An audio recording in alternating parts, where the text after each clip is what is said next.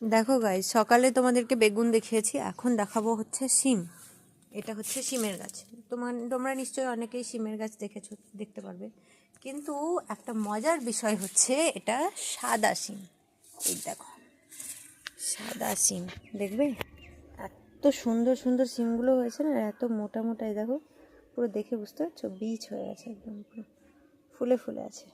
অনেক শিম আছে, এই দেখো, এখানে আছে, এখানে আছে, এখানে আছে, তারপরে এই দেখো এখানে আছে, পরে এই যে এখানে আছে, এগুলো ফুল এসেছে এই যে। আর শিমের গাছের জন্য কোনো মাচা করা হয়নি। হ্যাঁ, আম গাছ দেখো, এটা আমের পাতা, আম গাছ, এটা আমার মা লাগিয়েছিল, মানে আঠি ফেলেছিল, আঠি থেকে হয়েছে।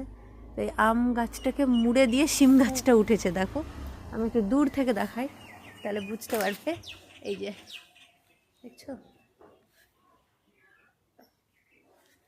পরে আবার তোমাদেরকে টমেটোর ভিডিও বানিয়ে দেখাবো।